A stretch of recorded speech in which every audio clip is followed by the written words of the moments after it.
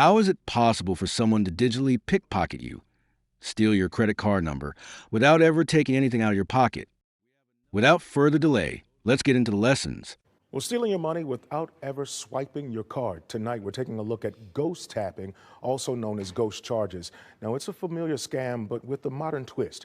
Our Shante Passmore is here to explain how this wireless skimming works.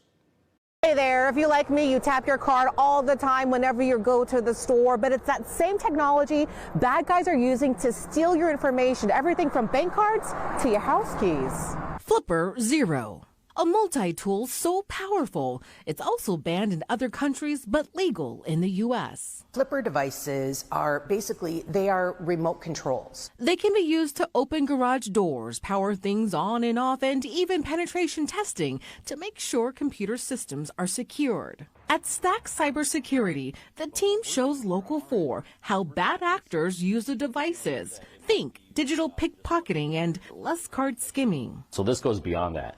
This could be just a simple tap of a card, and it will steal all the card information, and now the individual has my card. I hate that. Yeah, they can now take that, store it, and they can go to the gas pump and use it. So how does it work? It uses this dev board at the top, and this dev board has the ability to read frequencies that use wireless bands. It's not just cards. Scammers can also target badges and fobs. It's not just about cybersecurity in your networks and your online systems, it's also about physical security.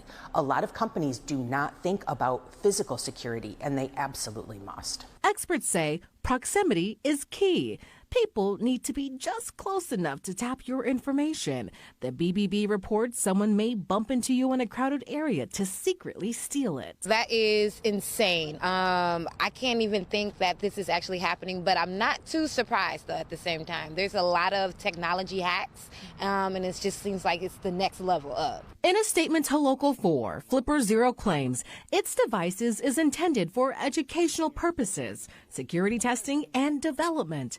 It also wrote in part, "We'd like to highlight that while the Flipper Zero can read NFC and RFID cards, it cannot decode the card's encrypted security code used on credit and debit cards, so they can't be cloned." Without further delay, let's get into the lessons. It's one thing to see someone in a movie pull off a slick pocket swipe and vanish with a wallet. But in real life, the real thieves often don't even need to touch you. As much as we love technology for convenience, it's also given criminals new tools to use against us. This tiny device works just like the card readers you find at a gas pump or grocery store, but in the wrong hands, it becomes a silent pickpocket. The goal of this video is to raise awareness about how easily this can happen. And even though some claim your security code is still required, technology keeps evolving. Personally, I only use wallets with RFID-blocking features. You can find them as full wallets or individual card sleeves. Also, make sure your phone's tap-to-pay is protected by a password. These devices can skim data from phones too. More people are starting to do this already, but it's quickly becoming essential to check your credit and debit transactions daily, especially your debit card. It's much harder to get your money back once it's withdrawn directly from your bank account. I always recommend using a credit card instead of a debit card whenever possible. It gives you an extra layer of protection. Finally, these devices don't just steal financial data. They can also clone signals to open garages and secure doors. A simple extra step is to install a sensor on your overhead garage door, so you get an alert if it opens unexpectedly. We'll keep monitoring ways to protect against garage frequency theft. But for now, investing in an RFID/NFC blocking sleeve or pouch for your cards and fobs is the smart move. Remember, this channel is for us to share and learn. Please share your stories with us. Also, let us know what more you think should be added to the list. Until next time, my friends, stay aware and stay safe.